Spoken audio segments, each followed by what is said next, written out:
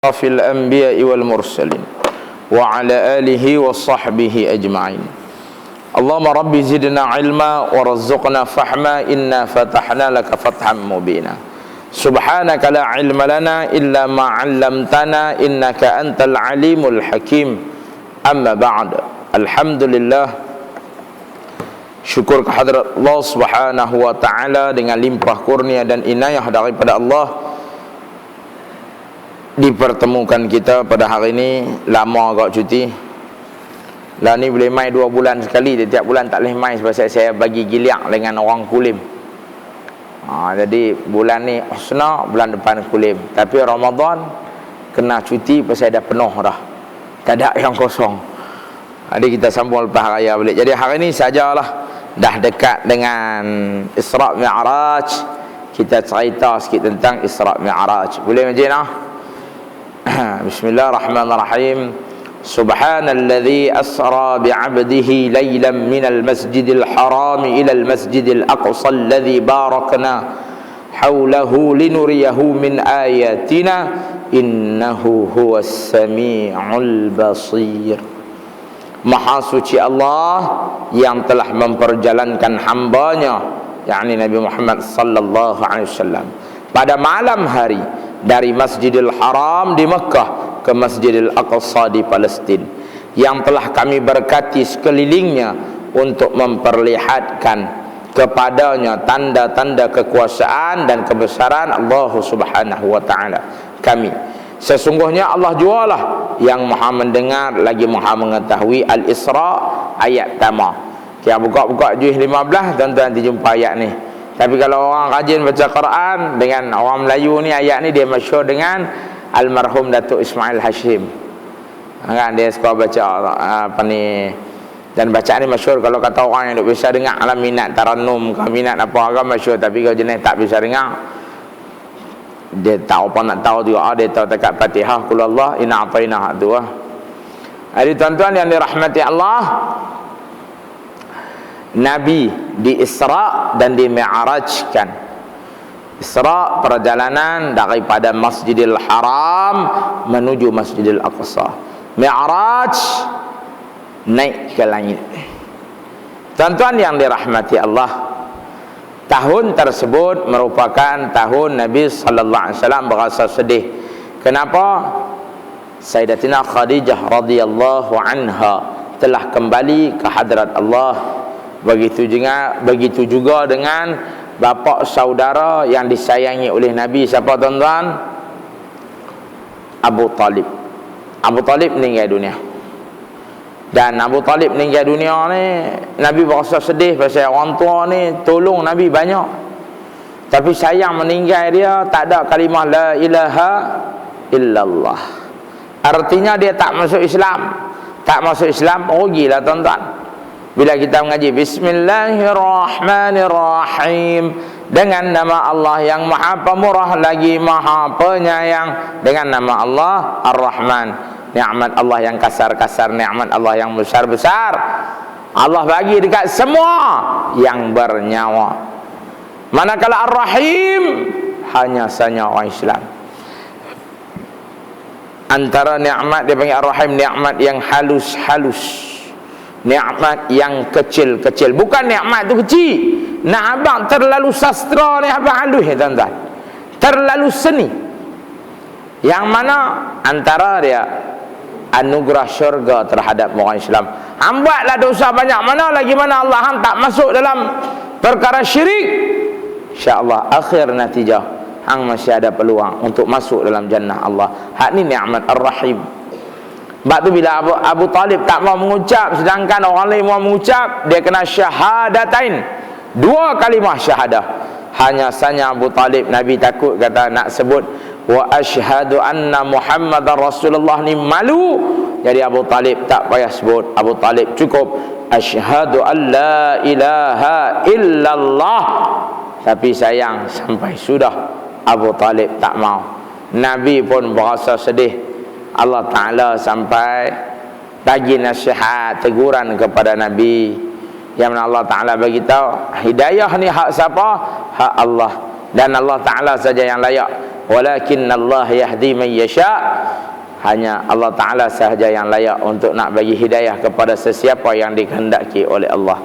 Walaupun orang tu man ahbabta, ayat tu kata kepada orang yang kau sayang, tapi tak boleh. Pasal apa? Hanya saja itu hak mutlak Allah Subhanahu wa Ta'ala. Jadi tuan-tuan yang dirahmati Allah, lepas tu Khadijah pula meninggal dunia. Nabi berasa sangat Khadijah radhiyallahu anha, Sayyidatina Khadijah radhiyallahu anha meninggal dunia. Nabi berasa sangat-sangat sedih. Tuan-tuan yang dirahmati Allah, Sayyidatina Khadijah mencukupi segala kehidupan Nabi. Dan Sayyidatina Khadijah satu isteri yang mana ketika Nabi berkahwin dengan Sayyidatina Khadijah radhiyallahu anha, Nabi sallallahu alaihi wasallam tidak pernah menikah lebih seorang itulah sampai Khadijah meninggal dunia. Tuan-tuan yang dirahmati Allah. Lepas tu ada ustaz melawak, dia kata apa? Siapa nak menikah lebih kena tunggu bini pertama mati dulu. Lalu ni tuan-tuan, bukan bini pertama mati dulu, laki mati dulu. Kan? Jadi nak tunggu bini mati lambat, dia bawa racun tikus, tuan-tuan. Allahu Akbar. Tak ada siapa ada mampu boleh kahwin dua, kahwinlah. Siapa tak ada mampu, tak usah gatai, tak usah cari penyakit lah. Bukan nak dapat kesenangan, dia akan dapat lagi kesusahan. Jadi tuan-tuan yang dirahmati Allah, maka Allah Subhanahu wa Ta'ala tunjuk kata Allah sayang kepada Nabi sallallahu alaihi wasallam. Maka hadirnya peristiwa Nabi di Isra dan Nabi sallallahu alaihi wasallam dimi'rajkan oleh Allah Azza wa Jalla. Tuan-tuan yang dirahmati Allah, dia cerita kat sini Nabi sallallahu alaihi wasallam kata ketika aku berada di Hatim, Nabi duduk dekat Hatim. Dan ada pula berkata Nabi duduk dekat Hijr Ismail sedang berbaring. Tiba-tiba didatangi oleh seseorang, lalu ia memotong. Berkata Qatadah, aku mendengar Anas berkata, lalu ia pendatang itu membelah di antara ini dan ini. Aku bertanya kepada Jarud yang berada di sampingku, apakah yang dimaksud dengan itu? Ia menjawab, dari bawah leher sehingga ke bulu ari-ari. Tuan-tuan yang dirahmati Allah, ketika Nabi duduk dekat Hatim, dekat dalam Masjidil Haram, Nabi sallallahu alaihi wasallam sedang duduk, maka Nabi didatangi oleh malaikat Allah. Lalu dia memotong bahagian daripada bawah leher ni sampai dekat berhampiran dengan kemaluan Nabi sallallahu alaihi wasallam. Dan Nabi di operation ni dalam keadaan Nabi sedang. Sebab tu Nabi boleh cerita. Kita hari ni kalau operation jantung, kalau sedang pakai tak sedang apa itu? Kan? Tapi Nabi sallallahu alaihi wasallam dengan teknologi daripada Allah Subhanahu wa Ta'ala, Nabi dibelah dada buat kali kedua. Kali pertama Nabi sallallahu alaihi wasallam dibelah dada adalah di perkampungan Bani Sa'ad ketika Nabi sallallahu alaihi wasallam berusia 3 tahun. Waktu itu kecil-kecil Nabi berada di perkampungan Bani Sa'ad. Nabi berada di bawah pengawasan Sayyidatina Halimatun Sa'diyah. Nabi berada di bawah pengawasan Halimatun Sa'diyah yang menyusu Nabi sallallahu alaihi wasallam. Yang tu kali pertama Nabi dibelah dada dan dicuci dada Nabi. Dan kali kedua Nabi dibelah dada adalah sebelum di Isra dan dimi'rajkan oleh Allah Subhanahu wa Ta'ala. Jadi tuan-tuan yang dirahmati Allah,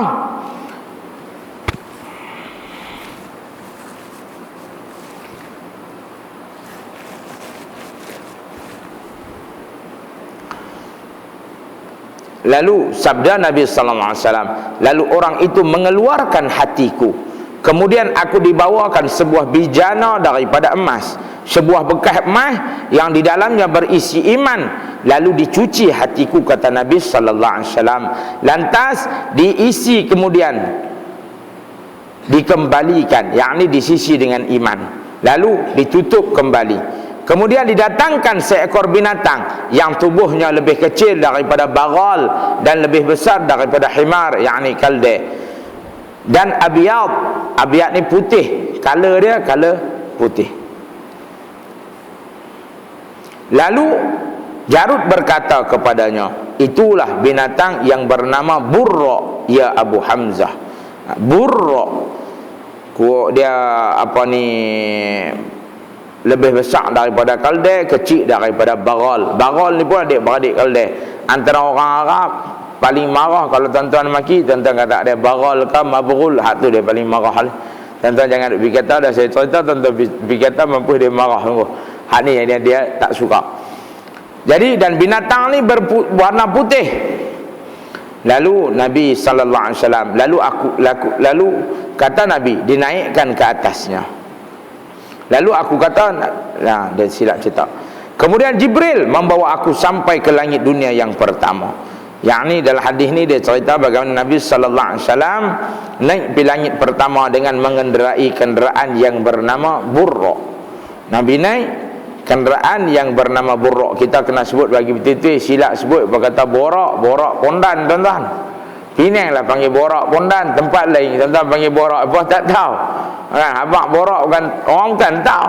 Tapi abang Pondan mau tahu, jadi bila dia kena sebut betul-betul Burraq. Kenderaan yang bernama Burraq. Lalu dinaikkan ke atasnya. Kemudian Jibril membawa aku sampai ke langit dunia yang pertama. Lantas ia minta dibukakan. Maka penjaga langit itu bertanya, siapakah ini? Jawab Jibril alaihissalam. Dia ditanya lagi, siapa yang bersamamu? Jawab Jibril alaihissalam, Muhammad sallallahu alaihi wasallam. Penjaga itu bertanya lagi, apakah ia telah dipanggil menghadap? Jawab Jibril, ya. Maka diucapkan oleh penjaga itu dengan kata sambutan, selamat datang baginya, sebaik-baik orang yang telah datang. Lalu penjaga itu membuka langit itu. Kemudian aku melalui langit itu, maka di sana terdapat Nabi Allah Adam alaihi salam. Maka Jibril berkata, ini ayah engkau Adam, ucapkanlah salam kepadanya. Lalu aku pun mengucap salam kepadanya. Lalu ia menjawab salamku. Lantas berkata, selamat datang anak yang saleh dan selamat datang Nabi yang saleh. Yakni naik tingkat pertama, berjumpa di langit pertama dengan Nabi Allah Adam alaihi salam. Saya baca ni laju sikit tuan-tuan, pasal hadis ni dia punya terjemahan aja kat 3-4 muka surat tuan-tuan. Kan? Tapi pasal 2 bulan tak main, pukul 11 hari kita balik hari ni. Boleh tak nak? Lagi tuan-tuan yang dirahmati Allah, bila sampai ke langit pertama dah settle dengan Nabi Allah Adam, lalu Jibril bawa Nabi pergi lagi. Kemudian Jibril bersama aku naik sampai ke langit kedua. Jibril pun meminta supaya langit itu dibuka. Jibril ditanya, siapakah ini? Jibril menjawab, Jibril. Dia ditanya lagi oleh penjaga, siapa yang bersamamu? Ia menjawab, Muhammad. Ia ditanya lagi, apakah ia telah dipanggil menghadap? Jawabnya, lalu disambut dengan ucapan selamat datang sebaik-baik orang yang datang. Lalu penjaga itu membuka langit. Maka ketika telah melalui langit itu, aku melihat Yahya dan Aisyah. Mereka berdua ini anak lelaki misanan dari pihak emak saudara mereka. Jibril berkata, ini Yahya dan Aisyah, maka berilah salam kepada mereka berdua. Maka aku pun mengucap salam kepada keduanya, dan mereka membalas salamku. Lalu mereka berkata, selamat datang bagi saudara yang saleh dan Nabi yang saleh. Kemudian Jibril membawa aku ke langit yang ketiga. Lalu ia meminta langit itu dibuka. Ia ditanya oleh penjaga, siapakah ini? Jibril menjawab, Jibril. Jibril ditanya lagi, siapakah yang berserta engkau? Jawabnya Muhammad. Jibril ditanya lagi, apakah ia telah dipanggil menghadap? Ia menjawab, ya benar. Lalu penjaga itu berkata, selamat datang sebaik-baik orang yang datang. Maka ketika itu aku telah melalui langit itu, terdapat Yusuf. Jibril berkata, ini Yusuf, sampaikanlah salam kepadanya. Aku pun mengucap salam kepadanya. Lalu ia menjawab salamku. Kemudian ia berkata, selamat datang bagi saudara yang saleh dan Nabi yang saleh. Kemudian naiklah Jibril denganku sampai ke langit keempat. Maka ia memohon dibuka langit itu. Kemudian ia ditanya, siapakah ini? Jibril menjawab, Jibril. Penjaga itu bertanya, siapakah ini? Jibril menjawab, Jibril. Penjaga itu bertanya lagi, siapakah beserta engkau? Ia menjawab, Muhammad. Lalu ia ditanya kembali, apakah ia telah dipanggil menghadap? Jawab Jibril, ya. Berkatalah penjaga itu, selamat datang, berbahagialah orang yang datang. Lalu dibuka. Setelah aku melaluinya, maka kelihatan Idris. Jibril berkata, ini Idris, sampaikan salam kepadanya. Aku pun menyampaikan salam kepadanya, dan ia pun menjawab. Lalu ia berkata, selamat datang saudara yang saleh dan selamat datang Nabi yang saleh. Kemudian naiklah Jibril bersamaku hingga langit kelima. Lalu ia minta dibukakan langit itu. Ia ditanya oleh penjaga, siapakah ini? Jawabnya Jibril. Jibril ditanya lagi, siapakah bersamamu? Ia menjawab, Muhammad. ia datang, ianya ditanya kembali, apakah ia dipanggil? Jibril menjawab ya. Maka penjaga itu pun mengucapkan salam, selamat datang sebaik-baik yang datang. Maka setelah aku melalui langit itu, aku melihat Harun. Jibril berkata, ini Harun. Maka ucapkanlah salam kepadanya. Aku pun mengucapkan salam kepadanya dan dijawab olehnya. Lalu ia berkata, selamat datang saudara yang saleh dan selamat datang Nabi yang saleh. Kemudian naiklah Jibril bersamaku hingga langit ke-6. Lalu ia minta dibukakan lagi. Penjaga itu bertanya, siapakah ini? Jawab Jibril, Jibril. Penjaga itu bertanya, siapakah bersamamu? Jawabnya Muhammad. Penjaga itu bertanya lagi, apakah ia telah dipanggil menghadap? Jibril menjawab, ya. Penjaga itu berkata, selamat datang sebaik-baik orang yang datang. Maka setelah aku melalui langit itu, di sana ada Nabi Allah Musa. Jibril berkata, ini Musa. Maka ucaplah salam kepadanya. Aku pun mengucapkan salam kepadanya dan ia menjawab salamku. Lalu ia berkata, selamat datang saudara yang saleh dan Nabi yang saleh. Tatkala aku melanjutkan perjalananku, ia menangis. Lalu ia ditanya, mengapa engkau menangis? Ia menjawab, aku menangis kerana seorang yang muda diutuskan sesudahku dari umatnya yang masuk syurga lebih banyak daripada umatku. Kemudian Jibril membawa aku ke langit ke-7. Jibril pun meminta dibukakan langit itu. Kemudian ia ditanya, siapakah engkau? Jawabnya Jibril. Ia ditanya kembali, siapakah yang bersamamu? Jawabnya Muhammad. Jibril ditanya lagi, apakah dia telah dipanggil untuk menghadap? Jawabnya iya. Penjaga itu berkata, selamat datang baginya sebaik-baik orang yang datang. Maka ketika itu aku melalui langit itu, aku melihat Ibrahim. Jibril berkata, inilah ayahmu. Maka ucaplah salam kepadanya. Aku pun mengucapkan salam kepadanya dan ia menjawab salamku. Lalu ia berkata, selamat datang anak yang saleh dan selamat datang Nabi yang saleh. Kemudian aku diperlihatkan kepadaku Sidratul Muntaha yang buahnya seperti labu hajar dan daunnya seperti telinga-telinga gajah. Jibril berkata, inilah Sidratul Muntaha. Terdapat di situ 4 sungai, 2 sungai di dalam, 2 sungai nampak di luar. Maka aku bertanya kepada Jibril, apakah kedua-dua ini wahai Jibril? Jawabnya, 2 sungai yang terbit di dalam ialah 2 sungai yang di syurga, 2 sungai yang terbit di luar ialah sungai Nil dan juga sungai Furat. Kemudian diperlihatkan kepadaku Baitul Ma'mur. Kemudian ia didatangkan kepadaku sebuah bijana berisi arak, sebuah bijana berisi susu dan sebuah bijana berisi madu. Lalu aku mengambil bijana yang berisi susu. Maka Jibril berkata, inilah kesucian engkau dan umatmu yang berada di atasnya. Kemudian diwajibkan atasku salat 50 kali setiap hari. Lalu aku kembali dan berjalan melalui Musa.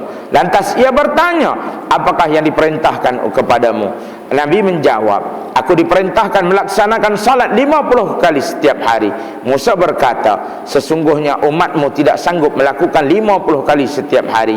Dan sesungguhnya demi Allah, aku telah mencuba manusia sebelum engkau dan aku pernah merawat Bani Israel dengan perawatan yang betul-betul. Maka itu kembalilah kepada Tuhanmu dan mohonlah daripadanya keringanan untuk umatmu. Lalu aku kembali, kemudian ia memberi keringanan 10. Kemudian aku kembali kepada Musa, lalu ia berkata seperti tadi. Maka aku pun menghadap Allah, lalu dikurangkan 10 lagi. Aku kembali kepada Musa, ia pun berkata seperti yang lalu. Maka aku kembali kepada Allah, diperintahkan atasku 10 kali setiap hari. Kembali lagi aku ke Musa dan ia berkata seperti perkataannya yang sama. Lalu aku menghadap Allah, maka diperintahkan kepadaku 5 kali setiap hari. Aku kembali kepada Musa, lalu ia bertanya, apakah yang diperintahkan kepadamu? Aku menjawab, aku diperintahkan 5 kali salat setiap hari. Musa berkata, sesungguhnya umatmu tidak sanggup melakukannya 5 kali salat setiap hari. Sesungguhnya aku telah mencuba manusia sebelum engkau dan aku telah merawat Bani Israel dengan perawatan yang sebenar-benarnya. Maka kembalilah kepada Tuhanmu dan mohonlah keringanan untuk umatmu. Nabi Muhammad sallallahu alaihi wasallam menjawab, aku telah memohon kepada Tuhanku sehingga aku merasa malu, maka aku menerima dan menyerah. Di saat aku kembali, ada seseorang menyeru kepadaku, aku telah meluluskan farduku dan telah meringankan kepada hamba-hambaku. Yang ni tuan-tuan yang dirahmati Allah, yang ni hadis yang saya baca ni lebih kurang ada dekat 4 muka surat, 1, 2, 3, 4, 5, 6 setengah. Ni saya baca yang dah ditarjim. Kalau saya baca matan dia tuan-tuan, ingat tak ada Nabi lagi tuan-tuan. Kan ni pun dah 8.25, kira berapa nak balik? pukul 11. Mana ada orang mengaji sampai pukul 11 tuan-tuan? Boring ya. Jadi tuan-tuan yang dirahmati Allah, dalam hadis ni dia cerita Nabi sallallahu alaihi wasallam naik langit ni peristiwa sama, tapi saya baca agak saja saya baca. Pasal apa saja saya baca, saya nak bagi tuan-tuan perasan satu benda. Jibril ni siapa saya nak tanya tuan-tuan? Jibril ni pak menakan saya ke pak menakan Ustaz Anas abang Ustaz? Bukan tuan-tuan. Jibril ni ketua malaikat. Ketua malaikat. Iblis dia bukan ketua malaikat. Dapat mana kata dulu dia ketua, lepas tu lantik kat Jibril. Tak ada tuan-tuan. Iblis dia dari kalangan jin. Pasal tabi'i malaikat, tabi'at malaikat, Allah Ta'ala cipta malaikat tak akan lawan Allah. Jadi bila dia tak mau sujud kat Nabi Allah Adam, berarti dia dari kalangan jin. Dan ada ayat Quran yang mengatakan iblis ni jin. Tuan-tuan yang dirahmati Allah, jadi tabi'i malaikat dia dengar cakap Allah. Maka Jibril tunjuk satu tabi'at, dia ketua. Dia punya taat. Katalah kita ni ketua, kita nak masuk pintu ni, kita ketua hak jaga tu kata apa? Siapa? Akulah nah. Tak ni. Tak siapa hang mai? Hang tanya pula siapa apa? Siapa aku mai? Aku ketua, hang tanya aku siapa aku mai? Kepala otak nak kerja tak mau. Kita sebagai ketua hari ni, kita guna kelebihan ketua kita. Tapi Jibril alaihi salam dia ketua malaikat, tetapi dia tunjuk satu benda tuan-tuan, tak kira lah sama ada kita ketua di surau, kita ketua di masjid, kita ketua di alam rumah tangga, kita ketua dalam struktur pentadbiran kerja kita, ataupun kita YB ke, kita adun, kita ahli parlimen, kita menteri kabinet ke, kita PM ke, timbalan menteri ke, sultan ke, raja ke, atas nama ketua, aturan Allah tak boleh lawan. Jibril tunjuk yang ni. Aturan daripada Allah Ta'ala boleh lawan tak tuan-tuan? Tak boleh lawan. Tapi hari ni kadang-kadang kita ni baru JKKKK keldeh. Dia punya belagak lah, dia punya action lah, makan nak hidang. Saya tengok satu gambar tuan-tuan, kawan saya tunjuk. Dia kata, tengok tak? Saya pun tengok, memang saya tak cam siapa, tapi saya pernah tengok, tapi saya tak tahu siapa. Dia tunjuk gambar Sultan Kelantan ambil nasi, buh dalam pinggan polistrin, duduk sama-sama makan dengan orang. Tu sultan. Yang ni baru JKKKK keldeh. Dia punya action, dia punya belakang. Kalau saya tunjuk, dia kata, hang tengok siapa? Ustaz Nazri. Saya tengok, aku tak cam, tapi aku pernah tengok, tapi aku tak tahu siapa dah. Dia pakai jubah tengah sekerat tu Ustaz, duk sila pegang kutu makan. Tu sultan.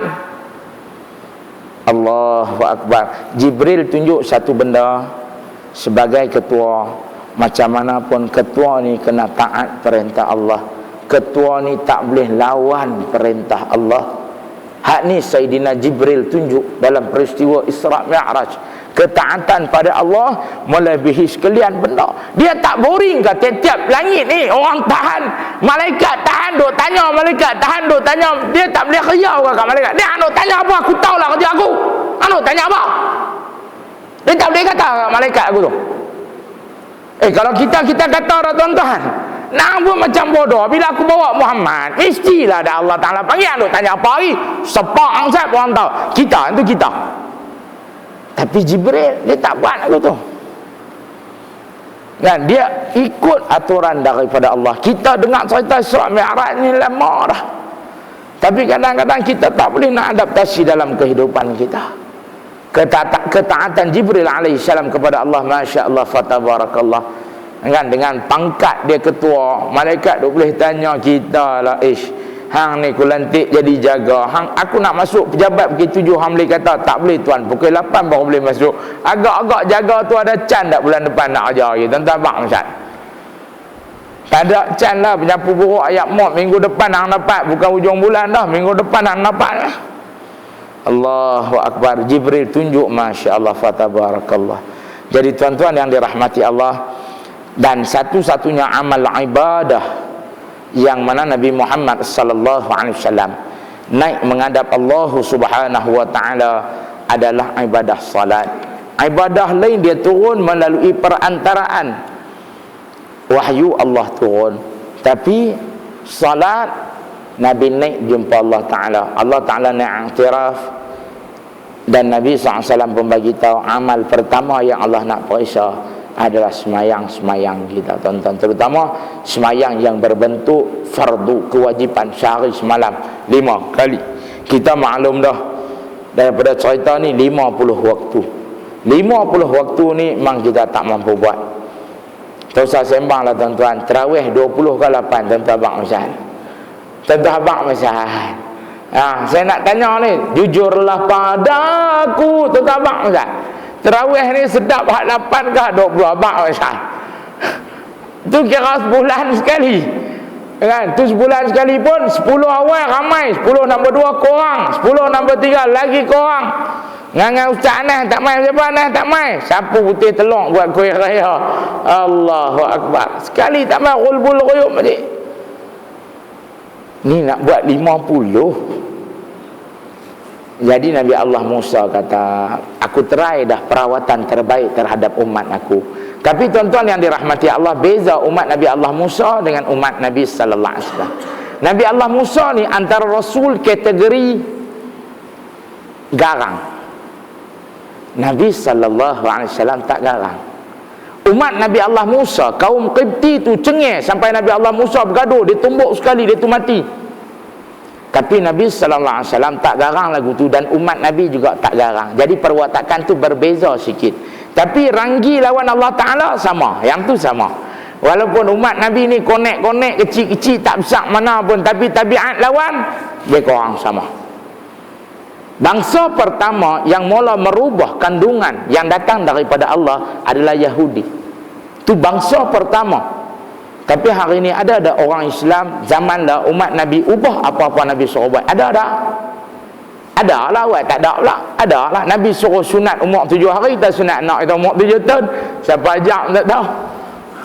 Budak perempuan pun sunat kecil-kecil, budak jantan sunat umur 7 tahun. Apa punya pening lalat? Tuan-tuan dan dirahmati Allah, tu tak masuk lagi cerita bab hukum Allah Ta'ala, hak ubah, hak tak mau buat. Ni sembang pasal hudud jenuh. Ada yang mau, ada yang tak mau. Mereka duk kata, tak, kita bukan apa ni, anu daluar dengan cahaya anu alik, tak mau ke mana lah. Mereka tak mau tak heran lah. Mereka sunat pun tak heran apa. Apa faham tak ni bukan bahasa Jerman? Mereka sunat pun tak. Ni hak yang sunat. Tak mau sunat sekali lagi ya, bodakai bodoh betul. Hak ada kulub, kalau tak mau tak apa, dah tak heran. Ni hak dah sunat, tak mau.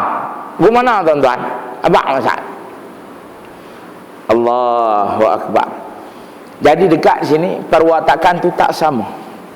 Nabi Allah Musa cengeng, garang, kasar. Umat dia juga lagu tu. Pasal tu dia tinggal 40 hari menajat Allah Ta'ala.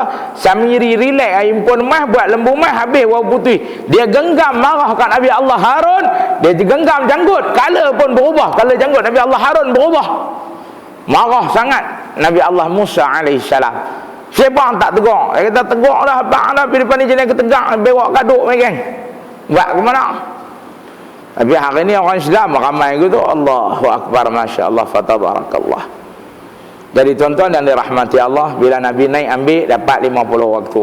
Nabi naik korang 10, korang 10, korang belum mai tang lagi 10.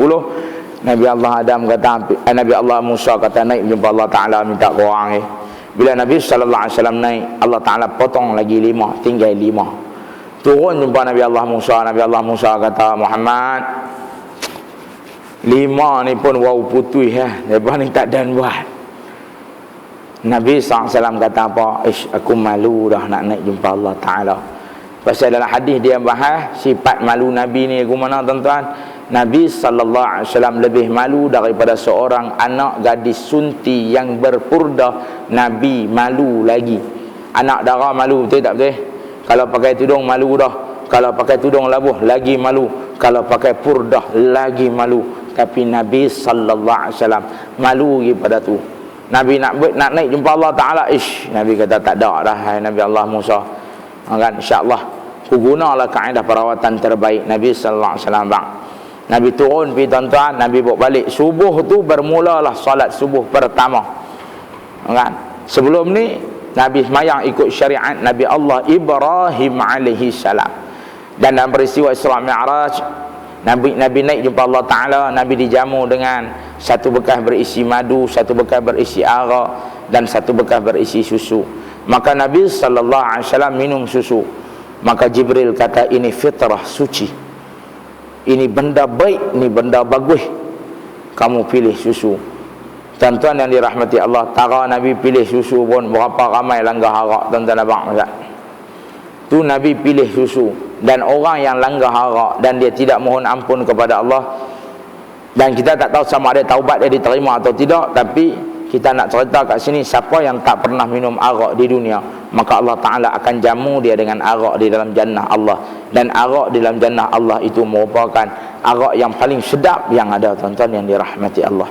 Sekali minum, bila nak dahaga balik tak tahu. Nak abang nikmat dia punya tahan lama, Masya Allah, fatabarakallah. Hak tu dia, tuan-tuan yang dirahmati Allah.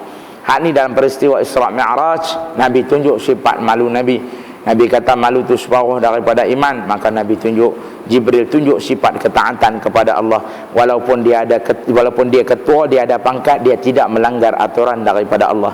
Dia tidak melanggar apa-apa peraturan yang telah ditetapkan oleh Allah Subhanahu wa ta'ala. Dan di dalam peristiwa ketika mana Nabi nak naik ke Nabi nak di-mi'rajkan, ada beberapa peristiwa yang Nabi nampak. Pertamanya Nabi nampak ada sekelompok kaum yang menanam benih pada suatu hari, kemudian tumbuh subur dan diketamnya buah pada hari itu juga, dan setiap habis diketam langsung berbuah kembali, lalu diketamnya lagi, artinya diketam, dipotongnya lagi. Begitulah keadaan secara berulang-ulang kali. Maka Nabi SAW bertanya kepada Jibril, siapa dia ni? Dia tanam pokok, pokok tu keluar buah, dia petik masa tu juga buah, pokok tu keluar buah lagi, dia petik buah lagi, keluar buah lagi, dia petik buah lagi, keluar buah lagi.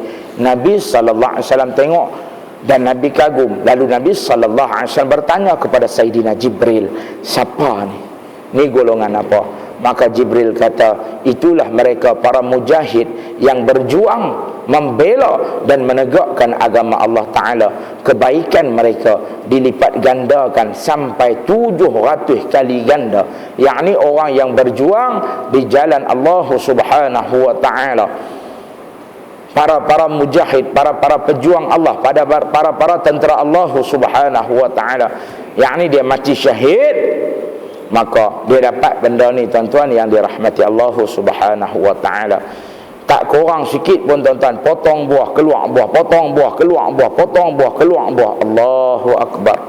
Dan yang kedua, ada pula kaum yang kepalanya dipukul dengan batu sehingga pecah, dan tiap-tiap selesai dipecahkan, kemudian bercantum kembali, lalu dipecahkan lagi, lalu bercantum kembali secara berulang-ulang dan tiada hentinya. Itulah mereka yang otaknya merasa keberatan menunaikan salat fardu. Ada satu golongan, kepala dia pecahkan sendiri kepala lah. Bila pecah kepala dia tu, Allah Ta'ala takdir kepala tu sembuh balik, dia pecahkan lagi kepala dia sendiri. Allah Ta'ala takdir kepala tu baik balik, dia pecahkan lagi. Tuan-tuan yang dirahmati Allah, kita tengok orang accident pecah kepala ke mana, tuan-tuan? Terus pecah kepala lah, tuan-tuan, kita melawak kawan ke, kawan swing sebiji tak muka, tuan-tuan rasa ke mana? Kena tak muka kita ni, member swing sebiji, melawak pun kita nanti marah. Kalau bergaduh lagi marah, betul tak betul? Ni saja-saja pergi bagi pecah kepala. Sakit tak, tuan-tuan? Sakit, tuan-tuan yang dirahmati Allah. Yang ni azab bab semayang ni, tuan-tuan. Saya ingat hadis kalau kita bawa mengaji malam ni tak dan, tuan-tuan, macam-macam azab. Allahu Akbar. Yang ni azab yang dinampakkan oleh Nabi sallallahu alaihi wasallam bagi orang yang keberatan, merasa tak apa. Ustaz Musa tu gambar ustaz tengah best Imam Malini tengah Syami Kapur dah ambil Imam Malini kan, tengok gambar andas, padahal tengok 80 kali dah, tahu dah gambar tu lagu mana, tengok gambar Bobby kan, tahu dah dia nanti terjun sungai, lepas tu dua-dua bapak tu nanti lompat terjun, tahu dah. Tapi bila dia tak boleh nak mangkit, pungkok macam ada gam. Dia kata, kalau mangkit pun ustaz, takbiratul ihram, duk ingat gambar Bobby ke mana lah. Lagu mana kepala otak lagu tu lah juga. Dia tak boleh bukan kira lagu mana mayang-mayang dulu lah. Hang pun tahu dah gambar tu lagu tu, bukan tak tahu. Tapi nak tengok juga. Allahu Akbar. Lagi seterusnya Nabi digambarkan lagi, ada juga kaum yang hanya memakai secawat kain menutup alat pengeluarannya yang depan, dan juga secawat kain menutup alat pengeluarannya yang belakang. Depan belakang tuan-tuan, dia pakai kain macam mana Tarzan pakai. Mereka saling berkeliaran seperti unta dan kambing yang sedang digembalakan. Yang mereka makan adalah tanaman berduri serta pahit rasanya, serta bara neraka Jahannam, dan juga batu-batunya yang panas. Itulah siapa tuan-tuan? Orang yang tidak mengeluarkan zakat hartanya. Orang yang patut mengeluarkan zakat, dia tak keluar zakat. Ingat, daripada tiap-tiap harta kita ada bahagian orang-orang yang susah. Kita makan, maka dia kata dekat sini, perumpamaan kita akan disiksa dalam keadaan pakai cawat, batu makan pula makanan berduri serta pahit rasanya, dan juga kita makan bara daripada api neraka Jahannam, dan juga batu-batunya yang panas. Allahu Akbar. Itulah mereka yang tidak mengeluarkan zakat hartanya. Yang keempat, kemudian beliau disaksikan lagi kaum yang di mukanya tersedia daging yang masak dan elok yang terletak di dalam periuk, dan ada pula daging yang mentah lagi busuk di dalam periuk yang lain. Mereka justeru makan daging yang mentah lagi busuk dan meninggalkan daging masak yang baik lagi nyaman itu. Itulah perumpamaan daripada lelaki dari kalangan umatmu yang mempunyai isteri-isteri yang halal lagi baik, tetapi masih juga mendatangi wanita lain. Ia pun bermalam dengan wanita itu sampai pagi. Demikian pula wanita yang meninggalkan suaminya yang halal lagi baik, lalu mendatangi lelaki hidung belang. Ia pun bermalam dengan lelaki itu sampai pagi. Yang ini nak cerita lelaki dan perempuan yang mendatangi orang lain untuk buat hubung badan dalam keadaan tiada hubungan yang sah. Tuan-tuan yang dirahmati Allah, baru ni orang main rumah saya tengah tak sihat. Dia nak jumpa saya mak saya tak sihat. Dia main kat mak saya tak sihat, tengok mak saya bawa tilam tengah rumah, lena, demam, penat. Dia main, saya nak cakap tak boleh, bila penat kita tak boleh nak cakap. Dia duduk menangis. Saya tanya siapa? Dia kata dia dah bincang dah dengan bini dia. Saya kata bincang apa? Aku tak tahu, cerita lah sebab aku dah tak sihat. Saya ni ustaz, bila saya main angin gila ni, dia panggil Niri, bukan saya abang, dia panggil Niri. Dia kata saya nanti keluar pergi cari perempuan dan saya akan berjimak dengan perempuan tu. Lepas tu saya akan menangis, saya menyesal. Lah saya kata tu standard lah, orang buat dosa mak lepas buat menangis Mana ada orang buat dosa lepas buat seronok? Tabiat orang buat dosa. Sebab tu bila berzina, ulama kata hang nak seronok berapa lama? Seminit, 2 minit, habis lama setengah jam, 40 minit. Habis keluar pancut baru hang fikir. Masa tu masa duk sedap mana boleh. Tengah sedap. Dia kata saya ni dah pergi jumpa macam-macam ustaz dah. Ustaz pun macam-macam yang jampi. Saya tanya hang pergi jumpa siapa? Dia abang semua bagus pada saya. Hang tak payah minum ayak jampi aku tak apa bagus. Hang pergi jumpa hak bagus dah hang jadi tak ketahuan kok. Bukan ayak tu, hang tu tak ketahuan bodoh Aku penat-penat amai tanya aku ni, aku nak bercakap dah tak larat.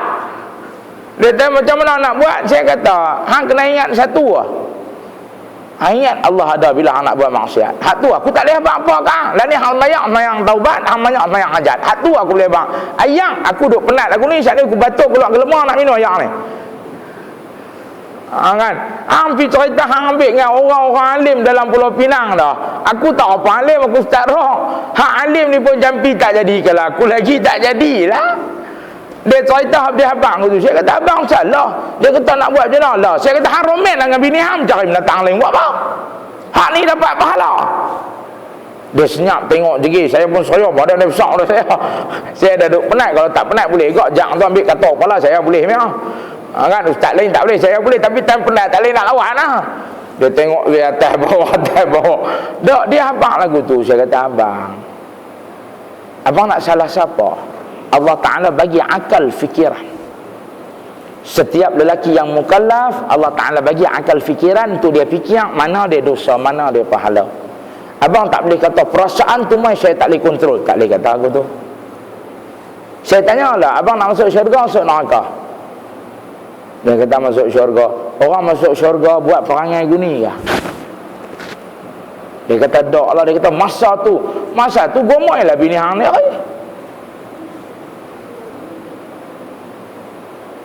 Dia senyap, tunduk. Mula dia cengih. Saya bercakap jadi geram. Penat aku dah tak larang nak bercakap. Adik saya duduk sebelah, kuat sikit semangat. Entah dia nak sepak, adik saya pun belajar silat ke. Adik saya terajang dulu kan. Kita habang, dia nak habang, kata dia tak salah. Dia mau ayat mengaji, nak jampi apa tuan-tuan yang dirahmati Allah. Tu atas dia rihang diri. Satu sahabat, dia suka mencuri. Dia kata, abang tu aku tak boleh masuk Islam. Pasal apa? Saya aku takut nak potong tangan. Nabi kata, mencuri boleh, jangan bohong. Saya bawa dia kisah tu kan. Jangan bohong boleh tahan tak bohong. Dia kata, tak boleh lah, mesti bohong Setiap kali hang nak keluar pergi main dengan wanita lain daripada bini hang, bagi tahu bini hang. Tak bagi tahu. Lah ni setiap kali hang nak pergi main, hang bagi tahu. Saya kata. Dia kata tak boleh ustaz, tak boleh kepala bapa hang. Saya kata tak boleh. Orang lagu ni tuan-tuan boleh cakap baik-baik dia pergi jumpa tu orang alim dalam Pulau Pinang lebih daripada 10 orang. Orang alim tu semua cakap baik-baik, depa tak cakap macam saya Depa mesti cakap sopan santun. Dah 10 kali sopan santun. Kali ni kena bagi buah penampak bahawa dia rakai. Dia berdakwah ni bukan selalu duk boleh. Cik, jangan buat. Tegur jangan buat, Allah marah. Jangan buat, Allah marah. Lagi dia buat. Mau kata ni hang buat. Tendang bagi angzat. Mau apa? Dia tak buat. Allahu akbar. Pening tuan-tuan yang dirahmati Allah. Dia main cerita tu. Dia bercakap langsung, tak ada lapik. Mak saya ada orang perempuan dengan orang tua-tua. Cakap tu bagi ada lapik sikit, kita pun faham kan. Cakap sampai mak saya malu, mak saya mangkit. Allahu akbar. Hak jenis ni pening tuan-tuan yang dirahmati Allah. Dia berasa sedap. Tetapi lagi satu, orang yang makan luar, nasab keturunan dia jadi kotor tuan-tuan yang dirahmati Allah. Kemaluan kedua-dua pihak ditakdirkan kotor oleh Allah Subhanahu wa taala. Hari ni kita buat lagu tu tak mustahil anak cucu kita juga buat lagu tu. Pasal itulah bila menikah Nabi suruh tengok keturunan yang baik-baik, keturunan yang takut dekat Allah Subhanahu wa taala, supaya terpelihara daripada benda-benda ni tuan-tuan yang dirahmati Allah. Jadi seterusnya Nabi sallallahu alaihi wasallam dinampakkan benda kelima. Kemudian beliau meneruskan perjalanan hingga sampai sebatang kayu yang melintang di tengah jalan. Tidak ada sehelai kain untuk sesuatu benda pun yang melaluinya, melainkan pasti terkodak kerananya. Maka bertanyalah beliau, apakah gerangan ini wahai Jibril? Jawab Jibril, inilah perumpamaan sekelompok daripada umatmu yang suka duduk di tengah jalan, yang suka duduk di jalan-jalan lalu mengadakan gangguan. Yang ni nak cerita tentang kaki lepak. Lepak dalam keadaan duduk di jalan, orang mai kacau. Macam kita tengok gambar Melayu dulu kala lah. Saat ni orang perempuan lalu dia pergi sweet lah, dia pergi tampak pungkong lah. Orang perempuan bawa buah pisang, dia pergi balas pisang tu kan. Kita tengok gambar Biram ni, jangan kacau. Kalau minta kita boleh kasih, minta lagi dua. Ya rahim abang, jenis tu kan. Jenis tu jenis duk kacau ni. Hak ni Nabi pun tak bagi tuan-tuan. Pasal apa? Buang masa. Nabi kata leka kan. Nabi kata buang masa, Nabi kata leka benda ni kan. Ada zaman lah pun ada lagi macam bandar ni, korang asyik kampung ada. Nak darah siapa lalu ke, dia mengorat-ngorat, dia buat macam bini dia, cukup dengan korang je kan. Ada belah bandar ni dia cerdik sikit. Pasal tu Islam terbit di bandar. Mana turun wahyu dekat Nabi kat Mekah. Mekah tu bandar, Mekah bukan kampung, bukan Ulu Banat yang tengok The Rock Stone Cold Undertaker. Hak tu dia kenal kan. Jenis duk kampung dia kenal The Rock Stone Cold Undertaker The Rock Stone Cold. Hak tu dia kenal. Tuan-tuan tanya dia GST, dia tak tahu apa. Tanya apa-apa GST GST dia duk ingat GTI Golf dah, dia ingat kereta dekat-dekat kan GST dengan GTI. Tuan-tuan tanya apa-apa ni bukan faham. Dia abang barang turun, tuan-tuan lah pergi beli barang turun, barang naik. Tuan-tuan faham tak ni saya bercakap apa ni? Tak faham, tak faham ni. Lah ni ustaz Nas pergi beli barang, abang Ustaz, barang naik ke barang turun? Abang Ustaz naik tuan-tuan. Kita nak beli jam rosak, nak beli jam, tanya GST ya geram. Jam tu ada lah harga dia, kita berkenan lagi. Tanya GST, wajak dia lah. Allahu akbar. Kat mana bantu? Dan kita pula heran, mana dia para alim ulama yang ada jawatan. Kita dengar pula mereka kata apa, dak kita nak biar GST ni sampai setahun baru kita nak kaji. Kita heran lah tuan-tuan. Orang yang kerja ada jawatan lagu ni tuan-tuan, dia punya gaji taraf esko 25,000. Dia nak heran apa tuan-tuan? Kita hak gaji 1,800, 2,800, 900, kacau tuan-tuan yang dirahmati Allah. Baru ni bapak keluar daripada supermarket, bapak beli pampers kat anak, dukung anak. Dia tampak pungkok anak dia pelan-pelan, pak. Dia kata apa? Adik, berak sikit-sikit tau. Pampers pun kena GST. Budak tu bukan faham, tapi bapak tu cakap untuk apa? Buah sembang bagi ramai-ramai kita dengar. Ha? Setuju tak tuan-tuan ni? Tuan-tuan faham tak faham ni? Ya, aku pening Dah, kita mana dia kita punya ketika Umar Al-Khattab naik jadi khalifah, antara kata-kata dia yang utama pada pidato dia, ketahuilah kamu, aku Umar pembela orang susah. Hak tu dia naik. Dia kata apa? Aku pembela orang susah. Hari ni mana pembela kita untuk cakap? Tanya tak suka, tapi sokong lagi. Pening tui lah. Apa punya bodoh pun tak tahu lah. Tanya tak suka, tapi sokong. Apa faham tak ni? Encik faham tak? Heran sungguh lah. Tak suka tapi sokong. Pening tui lah. Tak tahu lampu ni kena makan sehari satu mangkuk kismis pun nak pergi cerdik sikit. Berkarat teruk sangat. Kan? Allahu Akbar. Masya Allah.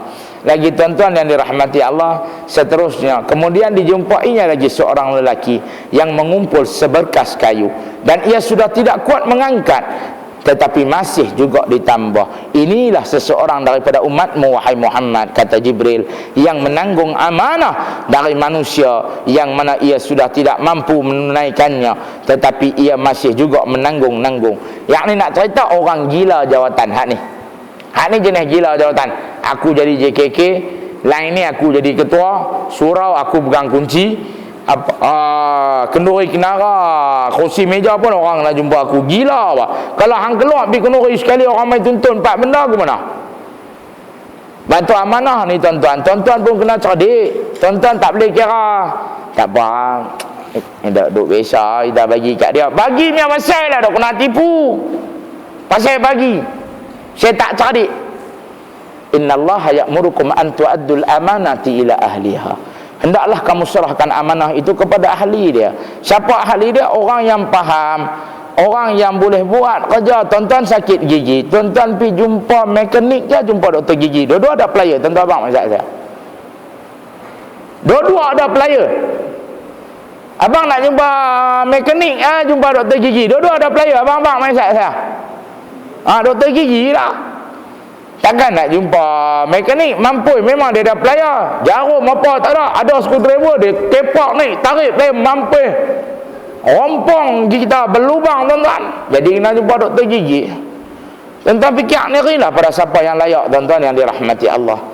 Tapi jenis ni pula, jenis bangsat aku ni, dia ni gila jawatan. Hak gila jawatan ni tak boleh buat apa tuan-tuan. Tuan-tuan saja boleh ubah. Kami tak mau bagi semua anak pegang. Lain kali bini yang pakai jam 400,000, mana boleh? Kan? Abang Ustaz, jam mahal boleh pakai 10,000 mahal. Kalau 400,000 boleh buat 10 rumah orang susah. Tu membazir, bukan mahal. Kena faham, cerdik sikit. Faham tak ni? 10,000 mahal, 400,000 tu membazir. Boleh buat 10 rumah orang susah. Boleh tolong berapa banyak kat Kelantan hak duduk dalam kampus tu. Allahu Akbar. Tuan-tuan fikir dirilah tuan-tuan. Tuan-tuan orang mengaji. Kalau tuan-tuan mengaji tak cerdik, nak buat apa ke Quran bagi minum? Aku pun tak tahu. Masya Allah, fatabarakallah. Lagi Nabi cerita, ada pula kaum yang diguntingnya lidah dan bibirnya dengan gunting dari besi. Tiap-tiap selesai digunting, tumbuh lagi. Begitulah dilakukannya secara terus menerus. Itulah tukang-tukang pidato, penyebar fitnah. Siapa? Orang yang cakap kosong, cakap tak ada nas Quran, cakap tak ada mai daripada hadis Nabi, cakap tak ada daripada kata-kata ulama. Dia pandai pidato, dia tahu kata ke orang. Kan? Kalau dia cakap ada nas Quran, ada daripada sunnah Nabi, dan bercakap dalam nak mendidik, tak apa. Ni bercakap untuk menimbulkan fitnah. Cakap nak bagi orang ragu tentang hukum Allah. Cakap nak bagi orang tak faham tentang hukum Allah. Hak ni kerja dia kembali kepada Allah. dia nanti gunting bibir dia ni, dia nanti gunting lidah dia ni. Hak ni tuan-tuan, hak ni kita takut ni penyebar maklumat, penyebar fitnah. Yang ni lah akhir natijah dia. Tak apa, dunia lah ni boleh buat. Kemudian Nabi SAW, beliau datang ke suatu lubang yang kecil. Dari dalamnya keluar seekor lembu yang sangat besar. Dan lembu itu ingin kembali masuk ke dalam lubang itu. Lubang tempat ia keluar tadi, tetapi tidak dapat. Lalu Nabi SAW bertanya kepada Sayyidina Jibril, apakah ini wahai Jibril? Maka Jibril menjawab, ini adalah perumpamaan daripada umatmu yang mengucapkan perkataan yang bukan-bukan, kemudian ia menyesal atas perbicaraannya, tetapi ia tidak dapat menarik lagi. Yakni daripada kalangan orang-orang yang cakap, kadang-kadang satu timbul fitnah, yang kedua dia tak sempat bertaubat, yang seterusnya kata-kata yang diucapkan menyebabkan jadi macam-macam perkara, dan juga daripada perkara-perkara larak, dan juga daripada perkara-perkara haram. Dan kemudian dia menyesai dan tak sempat bertaubat. Dia jadi lagu ni, dia keluar pada lubang kecil, dia nak masuk balik lubang kecil, badan dia besar tapi tak boleh, maka dia akan menyesai tuan-tuan yang dirahmati Allah. Hak ni dia tuan-tuan yang dirahmati Allah. Allah Ta'ala tunjuk kat Nabi Sallallahu Alaihi Wasallam dari kalangan manusia yang pada hari ni bahasa senang, pandai berkata-kata, tapi dia sendiri tak faham apa yang dia kata. Pandai cakap, pandai habaq macam-macam, tapi dia sendiri tak apa nak faham apa dia cakap, lalu dia menyesai dalam keadaan tak dan taubat. Dan taubat tak jadi lagu ni tuan-tuan. Dan taubat Allah Ta'ala terima. Allah Ta'ala Maha penerima taubat. Dan ni cerita dah umat Nabi yang mengucapkan perkataan yang bukan-bukan, yang tak elok semua. Jadi lagu ni saja duk maang kalian pun saya anak harap apa ni? Saja seronok. Nampak orang maki. Gila ke apa? Kita pun apa hari ni tak pasal-pasal maki. Hampa maki aku maki balik ni. Aku bukan jenis Ustaz Zuhud diam-diam ya. Yang ni bukan supi ni sapu memang. Kata aku kata balik. Apa saya nak kata aku belum banyak fitrah. Yang kita banyak fitrah kepala ni. Aduh, heran kau tuan-tuan yang dirahmati Allah. Tapi semua yang Nabi nampak dalam perjalanan Isra' dan Mi'raj, semua ada keliling kita tuan-tuan yang dirahmati Allah. Lagi seterusnya tuan-tuan, lagi dua elok dah ke 9 mati mengaji apa lama-lama tuan-tuan. Kan hari ni mau ulang kaji ya. Kan lepas ni tuan-tuan kena siap ulang kaji tentang Ramadan Al-Mubarak, kerana kata ulama siapa nak berjaya dengan Ramadan, dia kena ulang kaji ilmu Ramadan sebelum masuk Ramadan. Tuan-tuan cari satu dua ustaz buat kuliah khas untuk Ramadan. Kena buat dah. Lah ni duk ada bulan Rejab. Kan duk ada bulan Rejab, mai Syaban, Nabi akan perbanyakkan puasa di bulan Syaban. Pasal apa? Nak bagi perut ni sentiasa senang dengan ibadah puasa Ramadan yang berlanjutan sebulan. Nabi banyak puasa di bulan Syaban. Lepas tu Nabi masuk Ramadan. Dan kajian bagi tahu siapa yang rajin puasa sunat, dia akan menyesuaikan dengan diri dia dengan Ramadan lebih kurang 3 hari ya.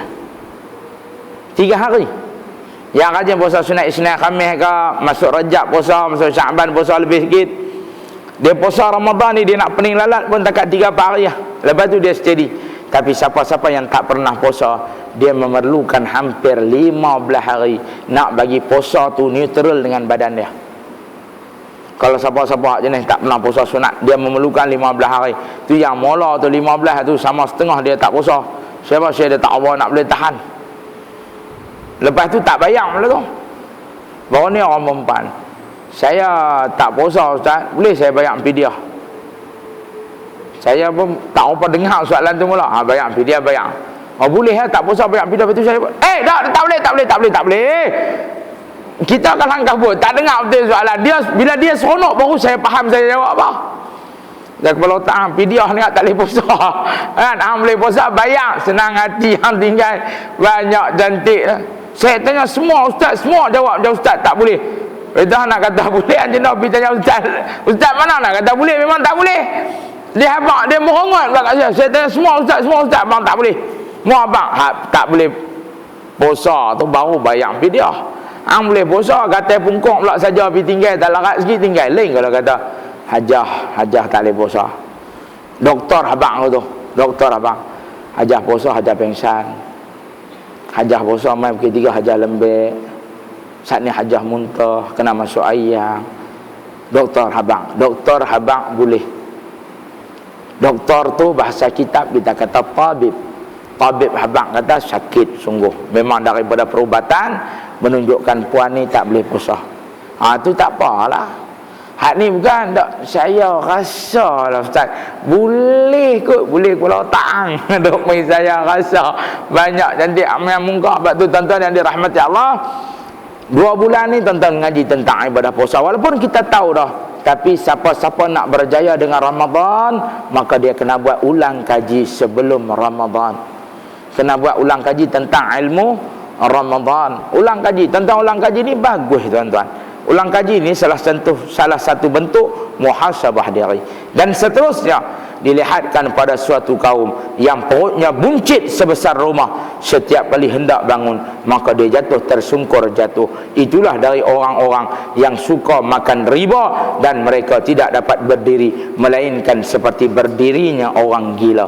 Orang-orang yang suka makan riba, tuan-tuan, riba ni sampai dalam Quran Allah Ta'ala beritahu, fa illam taf'alu fa'dhanu biharbin minallahi wa rasulih. Sesiapa yang tidak menolak sisa riba, artinya dia ada peluang untuk dia tolak. Kalau dulu tak ada, dulu semua sistem konvensional. Lah ni ada sistem Islam, ada sistem konvensional. Artinya dia boleh pilih, tapi dia tak tolak.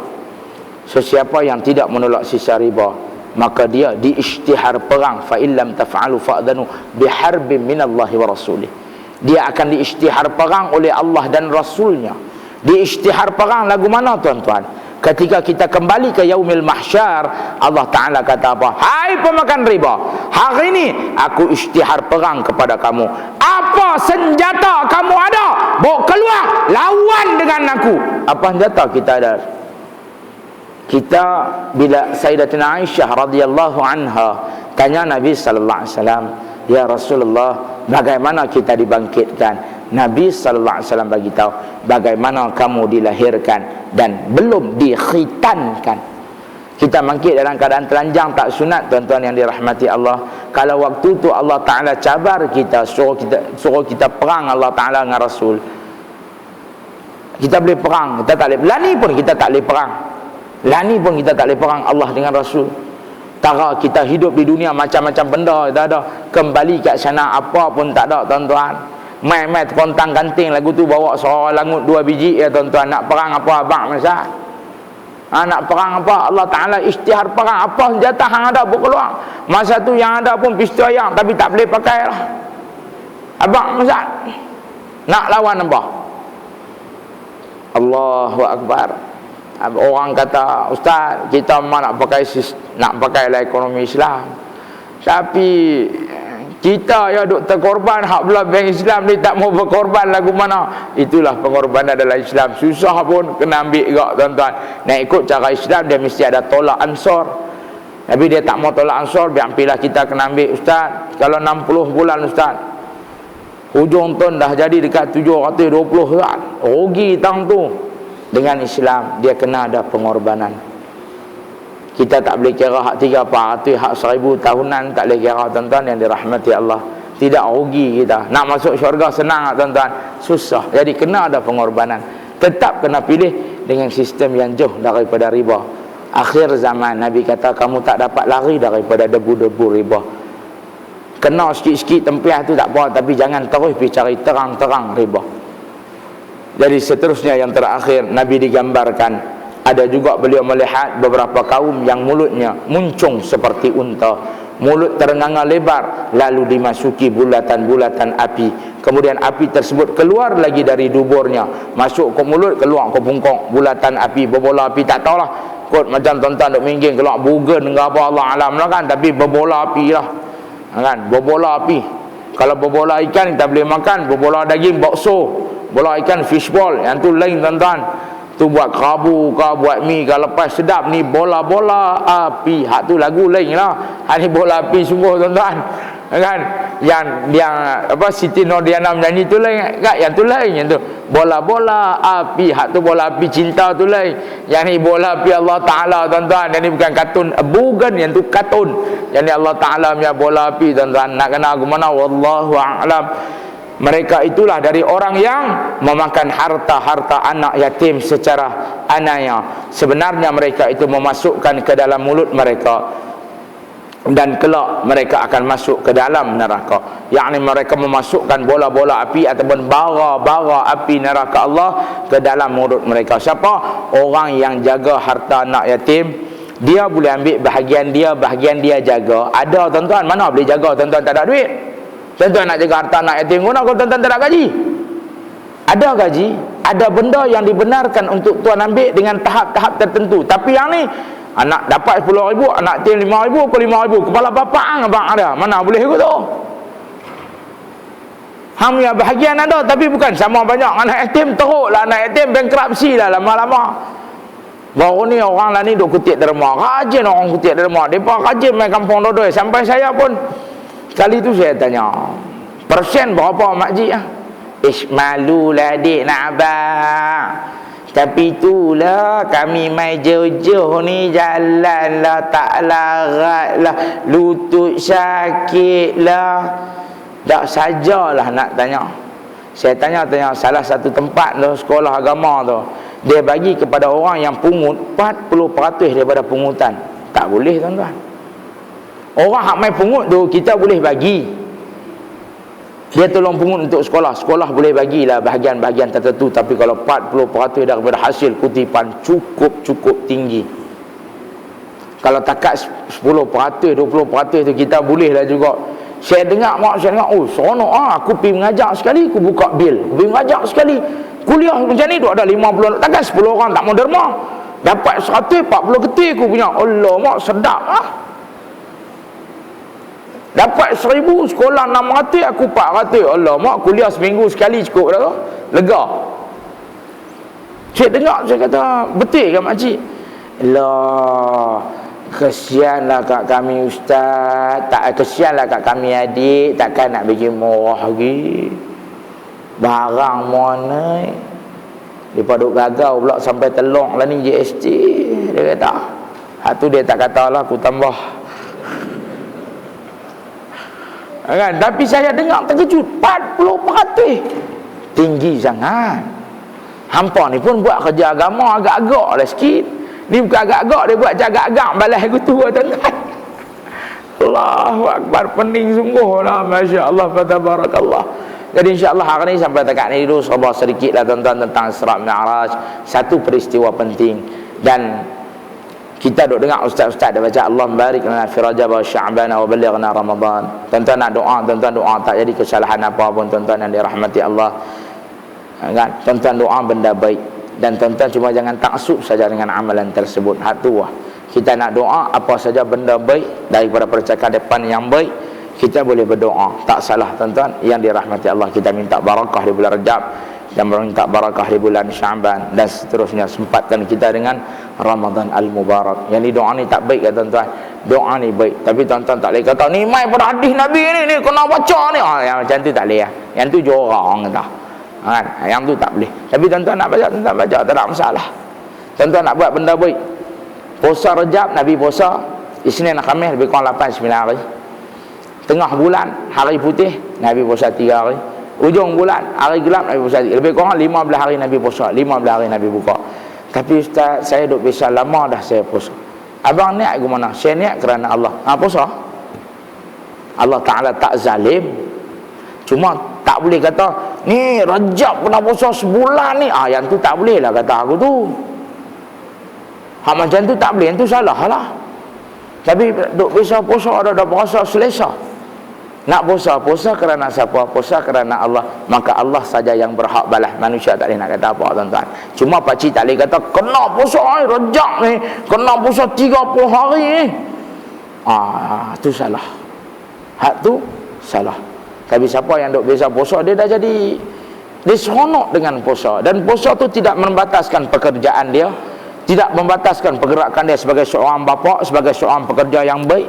Tak ada masalah puasa. Tak ada masalah. Puasa kerana Allah, Allah yang balas. Manusia tak tahu, kita tak tahu ikhlas orang lagu mana tuan-tuan yang dirahmati Allah. Jangan kita senang-senang nak hukum orang, oh yang tu tak boleh, yang ni tak boleh. buat pun kena pandai. Kerana siapa? Kerana Allah. Bukan pasal dah aku dah besar dah kena dah buat 30, siapa nak buat siapa tak buat, memang pasal suka aku jawab. Yang tu tak betul ya.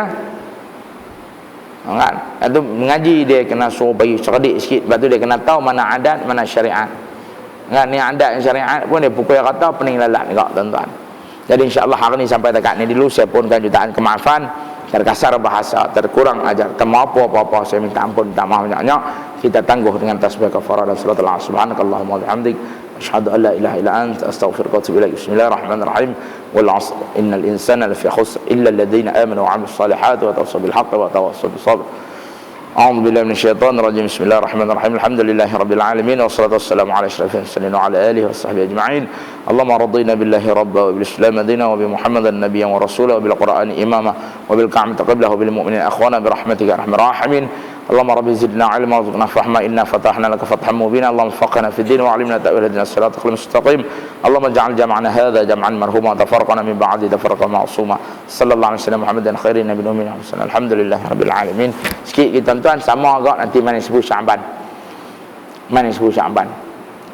Dan puasa kita puasa pula dah. Kita baca Yasin 3 kali. Baca Quran tu bagus, tapi kita kena faham. Ada nas kata 15 tu kena baca 3 kali. Tak ada. Tapi kita boleh baca lagi mana kita tidak i'tiqad kata wajib. Dan kita tak kata ni sunnah kena buat 3 kali. Tak. Kita baca. Kalau ada kuliah ilmu, afdal lagi kuliah ilmu. Tapi kalau tak ada, panggil ustaz dah penceramah tak boleh mai cerik-birik. Cari ustaz ganti tak ada. Malam tu semua ustaz penuh. Daripada duduk ngangas tang luar, mai masuk dalam. Baca 3 kali tak salah. Lagi tuan-tuan tak niat wajib, jangan kata 3 kali, 80 kali pun tak apa. Larat dengan tak larat nak baca. Hak tu tuan-tuan yang dirahmati Allah. Tuan-tuan faham tak ni? Tuan-tuan faham tak ni?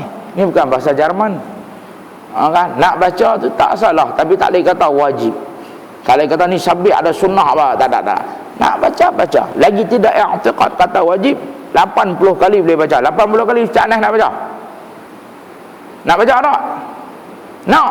Rajin semua. Jangan nanti dia jadi khalifah mampu tak balik 3 bab bagi. Kan? Jadi insya-Allah hari ni sampai dekat ni dulu. Assalamualaikum warahmatullahi wabarakatuh.